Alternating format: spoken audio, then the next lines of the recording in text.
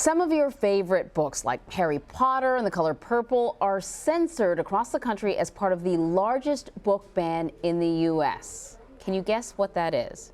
According to a recent report from PEN America, U.S. prisons have the largest ban in the country, denying inmates access to basic educational tools and materials for self-improvement. So Lee Gaines joins me now with more on this. She's an education reporter for Illinois Public Media. Thank you so much for joining us. It was a really interesting article, Lee. So explain to us what books are banned from prison, because we gave them a couple of examples, but many of them are books that it's quite obvious. If there's a book about how to break out of prison, of course they want to ban it, but there are others as well.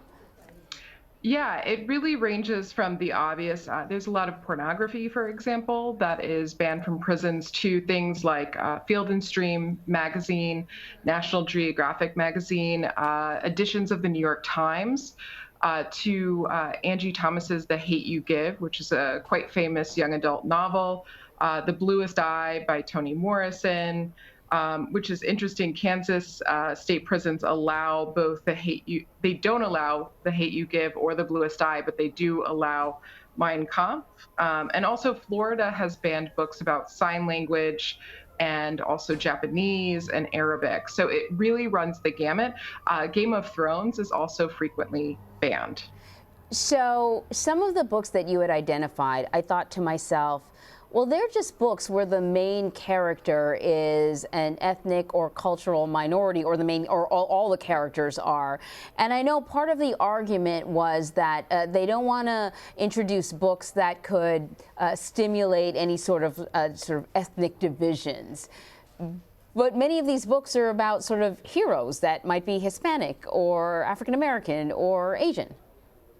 Yeah, race is a touchy issue in prisons. I can give you an example of something that happened here in Illinois, which actually started me on the path of reporting about censorship in prison, which was about this time last year. Prison officials in Danville Correctional Center, which is a prison in central Illinois, went in and they removed about 200 books from a college and prison program's library within that correctional facility. And most of those books had to do with race in some form or another. They were either about civil rights, they were about the African American experience, they were about slavery, and that prison also didn't allow in books like Uncle Tom's Cabin or Frederick Douglass's autobiography. And a lot of this type of censorship is made on the grounds that it could be disruptive to the general order within these prisons.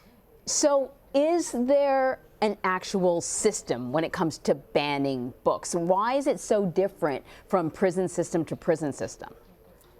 Well, there's no overall system that governs this across the United States. I reached out to the National Institute of Corrections as part of my reporting to see if they even had any best practices listed for how prison systems should be banning or censoring or reviewing this kind of material, and they do not. So this is really up to the prison system within each state. And then even at that point, sometimes it's down to the individual prison itself. So the decisions that were made to remove those 200 or so books from that prison I mentioned earlier in our conversation, that was made by the warden of a particular correctional facility. We have since, as a result of shedding light on that situation, the prison system here in Illinois has decided to reform their publication review policy to centralize those types of decisions. But again, Illinois is just one state. There are many states across the country, and it's actually quite unclear to me at this point what's happening in each of those states when it comes to reviewing these books to see which ones gets in and who is responsible for making those decisions. There's a lack of transparency overall. So Lee, a lot of people are going to hear this conversation and they're going to say, I don't care. They're in prison. So they don't get the reading material of their desire. Those are the consequences for some of your actions when you're on the other side. What do you say to people about the importance of these books, or the impact of banning some of these books? So, really, the concern is how they affect someone's ability to receive or get an education within a prison system.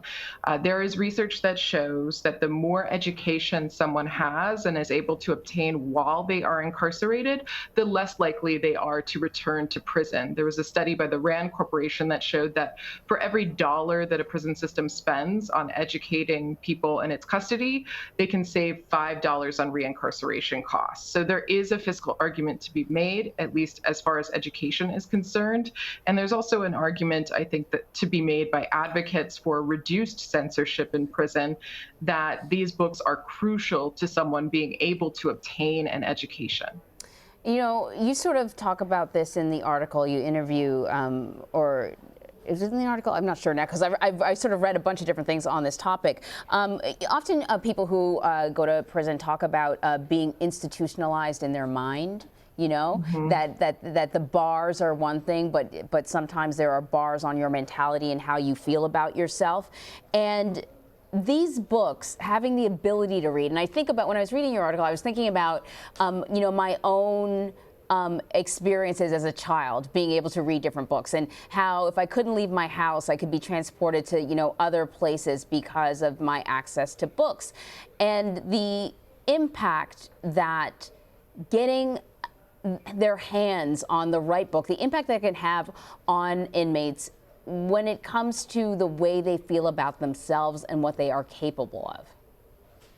Yeah, absolutely. I mean, talk to anyone that works with people who are inside correctional facilities as an educator, and they will tell you these really amazing stories of transformation on the part of incarcerated people who have had access to lots of literature and lots of education and robust discussions. I've also talked to a lot of formerly incarcerated people myself, and a lot of them say, you know, these books were a lifeline. These books were not disruptive by any means. They didn't encourage violence or riots or anything of that nature.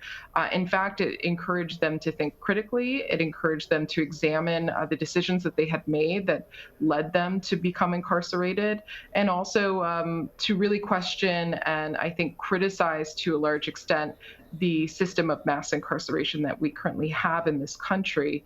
And so for them, this was really important to their development as a human being. Yeah, you know, Lee, it's a great conversation to have. I think it's something that wouldn't really be on many people's radar. So I'm really glad that you did this reporting. And, you know, remember, everyone, you know, many people in prison are going to get out and they're going to live with us. And so you want people who are ready and prepared to get back into society and be contributing members.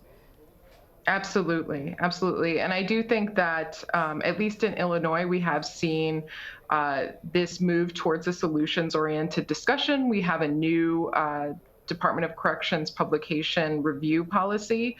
And so hopefully that will change how some of these books are getting into the prisons, at least making it uniform, because for a while it really depended on what prison you were in the state of Illinois that would dictate what access you had to reading material. So I'm waiting to see if that will standardize the process across these correctional facilities, but we'll see. I think a lot of this is also changing the culture of the people that work inside these correctional facilities, and helping them understand the importance of access to reading material, access to educational material, and why that can make a positive difference in the lives of the people who are in their custody. All right, Lee Gaines, thank you so much. Thank you for having me.